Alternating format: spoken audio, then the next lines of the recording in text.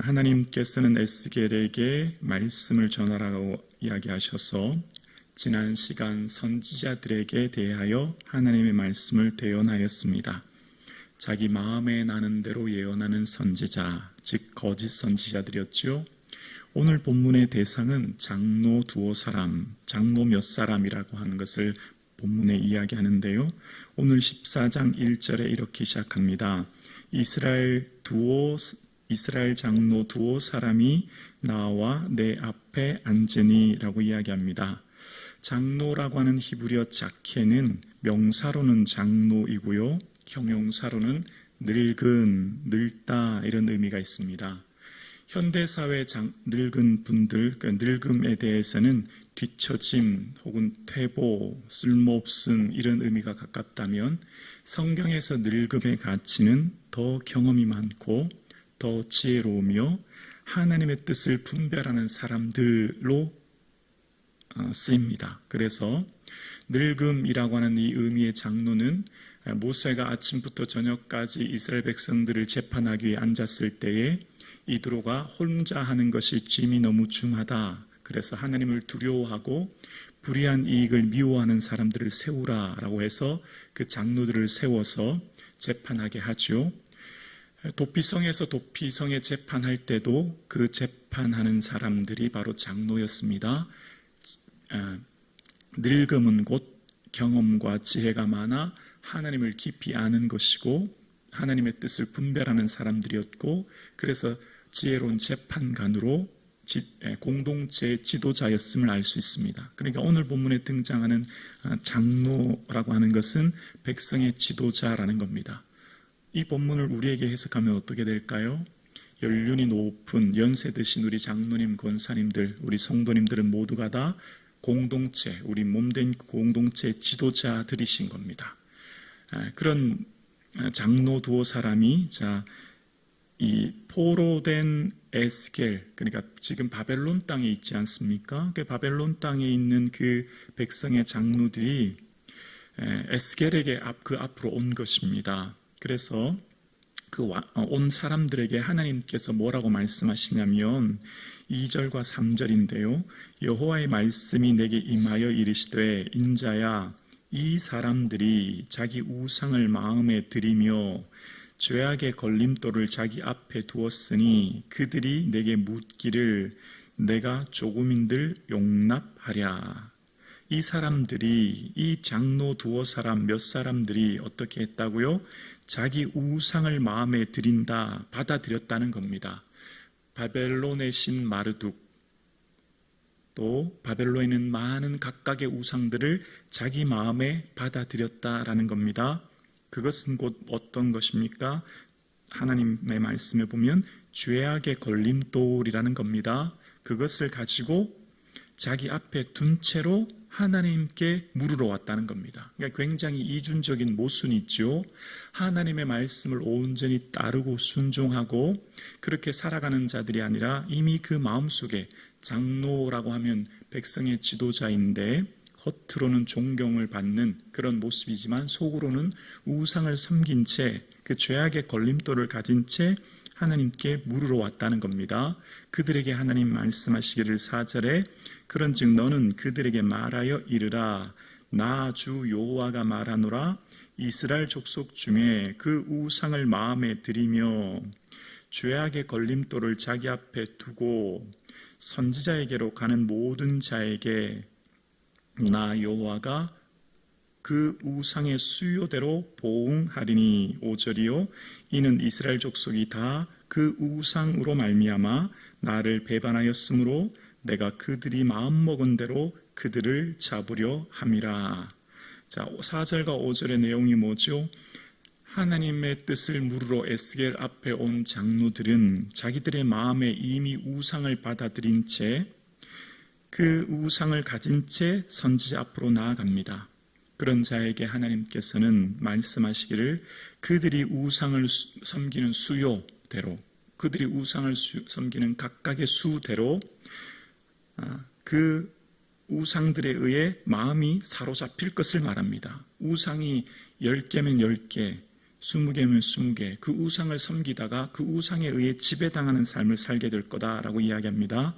자, 그러면 우상은 뭘까를 생각해 봅니다. 오늘 본문의 우상에 대해서 생각해 보면 우상은 5절에, 다시 5절을 볼게요. 이는 이스라엘 족속이 다 그 우상으로 말미암아 나를 어떻게 했다고요? 배반하였으므로 라고 이야기합니다. 여기 배반이라고 하는 히브리어 나조르는 멀어지다라는 의미가 있습니다. 하나님과 점점 멀어지는 것이 있다면 그것은 우상입니다. 그 우상은 구체적으로 6절 후반절에 보면 가증한 것이라는 표현이 나옵니다. 가증하다라고 하는 것은 원어의 뜻은 혐오스럽다라는 겁니다. 그러니까 하나님과 거리가 점점 멀어지고 있다면 그 이유가 무엇인지, 무엇 때문에 지금 하나님과 멀어지고 있는지, 그것은 곧 하나님이 혐오스럽게 생각하는 것, 그것이 곧 우상이라는 겁니다. 그러니까 내 삶 가운데 하나님과의 거리가 너무너무 중요한데 내가 지금 하나님께 가까이 가게 하고 있다라고 하면 그것은 은혜이지만 오히려 그것이 하나님과 점점 멀어지고 있는 것이 있다면 우상이 되는 거예요. 자, 그럼 오늘 본문의 내용대로 우리의 삶을 적용하면 어떻게 되죠? 내게 있는 고난은 오히려 복이 될 수 있죠. 왜냐하면 그 고난으로 인하여 하나님과 점점 가까워지고 하나님 앞으로 나아가고 하나님 없이는 살 수 없음을 고백하며 매달리는 그 상황이 오히려 복이 될 수 있는 거죠. 반대로 어떻게 될까요? 우리의 삶에 축복이 오히려 화가 될 위험이 있는 거죠. 내가 받은 은혜가 너무 많아 혹 그것을 내가 누리고 하나님께 가까이 가지 못하게 한다면 그것이 위험성이 있는 겁니다. 그래서 말씀을 통해서 우리의 삶을 보면 늘 두렵고 떨리게 하는 게 있습니다. 우리의 삶 가운데 모든 것을 이룬 후에, 모든 것을 성취한 후에 잘 될 때 하나님을 떠날까? 하나님과 거리가 멀어질까 염려하는 것이죠. 오늘 우리의 삶에, 내 삶에 주신 은혜가 사명이 되어 하나님과 더 가까워지고 주의 영광 위에 살아가는 은혜가 있기를 주님의 이름으로 축복합니다. 그래서 오늘 본문에 장로 두어 사람, 그러니까 백성의 지도자들이 주님 앞에 나왔는데 오늘 본문 5절을 다시 보면 이는 이스라엘 족속이 다 그 우상으로 말미암아 라는 표현이 나옵니다. 백성의 지도자들이 우상 숭배에 빠지면 그를 따르는 많은 사람들도 그 영향을 받아서 그들도 마찬가지 다 그 우상에 빠질 수밖에 없음을 이야기합니다. 자, 지금 지난 시간 12장까지 지난 시간 이 13장은 선지자에 대해서 그 아픈 환상에 대해서 얘기했는데요. 환상을 본 후에 얘기한 대상이 선지자였고 오늘 본문은 장로입니다. 다 누굽니까? 백성의 지도자이지 않습니까? 백성의 지도자는 굉장히 중요한 영향력과 파급 효과가 굉장히 크다는 것을 이야기합니다. 그러니까 백성의 지도자들인 장로, 선지자들의 모습이 그 백성에게 미치는 영향력이 얼마나 크다고 하는 것을 이야기하면서 그들의 삶의 모습을 하나님께서 제일 먼저 말씀하시고 책망하시고 훈계하십니다. 하나님께 많이 맡겨준 자에게는 많이 물으시는 하나님 앞에 오늘 본문의 내용을 통해서 이야기하시는 것이죠. 그러면서 오늘 본문의 6절에 그런즉 너는 이스라엘 족속에게 이르기를 주 여호와의 말씀에 너희는 마음을 돌이켜 우상을 떠나고 얼굴을 돌려 모든 가증한 것을 떠나라. 너는 마음을 돌이켜라고 하는 것, 이 돌이키다고 하는 원어의 슈브는 회개하다라는 겁니다. 돌이키다라고 하는 원어의 뜻은 방향을 돌리다라는 겁니다. 방향을 돌리다. 이스라엘 백성들이 왜 이 바벨론에 오게 되었을까요? 이스라엘이 왜 지금 이 바벨론에서 그바알 강가에서 강제 노역을 하고 있을까요? 그들이 마음에 인생의 주인이 되어 그 마음의 생각이 자신의 좋은 뜻대로 자신의 인생의 주인이 되어 자신이 더 풍요로운 삶을 사려고 자신이 더 안전한 미래를 담보하려고 자신이 좀 더 나은 삶을 살기 위해 하나님과 함께 다른 신들을 섬겼기 때문인 거죠. 즉 그들의 마음속에 내 인생의 주인이 뇌가 되어 자신의 소견, 자신의 생각, 자신의 마음대로 살아가면서 하나님만으로는 충분하지 않아. 가나안에서 풍요롭게 살기 위해서는 비의 신인, 풍요의 신인 바알을 섬겨야 해라고 하는 세상의 가치를 따라 살다가 지금 이곳에 온 것입니다. 오늘 우리의 삶에, 오늘 본문을 통해 우리에게 주님은 말씀하시는 게 뭘까요? 오늘 우리의 삶의 주인이 누구인가라는 겁니다. 여러분, 우리의 삶의 주인, 우리의 삶의 주인 되시는 예수 그리스도 위에 살아가시는 은혜가 있기를 주의 이름으로 축원합니다. 그래서 방향을 돌리는 것, 지금 이스라엘에게 아직 기회가 남았습니다. 이 뒤에 33장 21절에 예루살렘이 멸망하니까 아직은 시드기야 왕이 통치할 시기인 거죠.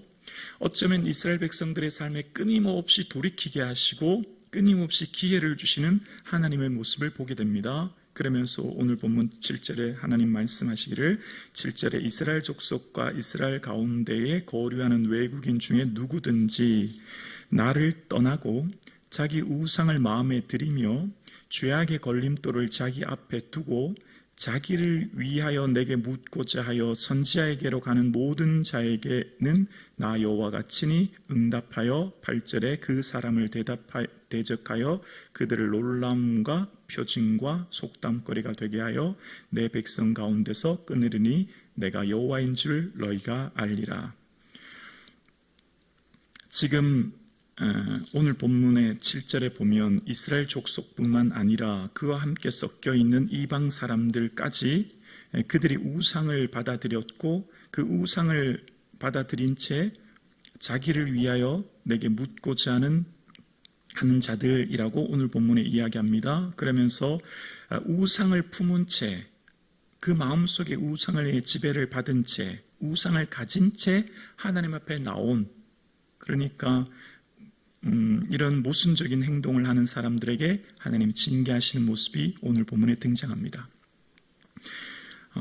함께 예배하는 사랑하는 성도님, 우리는 누구나 기본적으로 삶을 더 풍요롭고 또 안정적인 미래를 누구나 다 원합니다. 이건 자연스러운 것이라 생각해요. 그런데 이 방식, 구체적인 삶의 방식을 어떻게 할 것인가가 우리 신앙인의 모습을 결정하지 않습니까? 우리의 삶의 주인 되신 하나님께서 우리의 모든 삶의 때를 따라 모든 건 필요를 채우시고 우리의 삶을 인도하실 줄 우리는 믿습니다. 여호와 이레 하나님께서 모든 것을 예비해 주시고 우리의 삶을 인도하신 하나님, 그 신실하신 하나님을 우리는 신뢰합니다. 그래서 우리의 삶의 모든 방향이 하나님을 주인 되신 하나님 앞에 내 모든 생각과 뜻을 하나님의 원하시는 방식으로 살아갈 수 있는 은혜가 있기를 주님의 이름으로 축원합니다.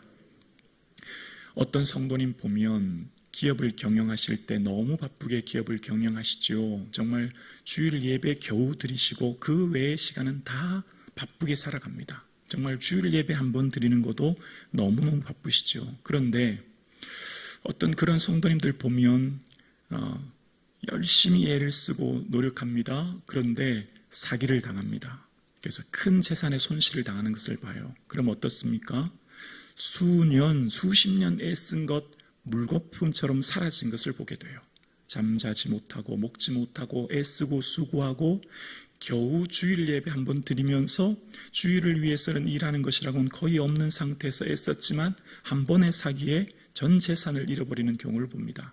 물론 우리의 삶에 반드시 바른 생활을 하지 않으면 이런 화를 받는다, 이런 의미가 아닌 거죠. 여러분, 우리의 삶의 방식, 우리가 주를 믿는 삶의 모든 모습 속에서 예수 그리스도가 나의 삶의 주인이시며 그 예수 그리스도의 주되심을 고백하며 그 주님이 기뻐하시는 방식으로서의 삶을 살아낼 수 있는 우리의 삶 되기를 주님의 이름으로 축원합니다.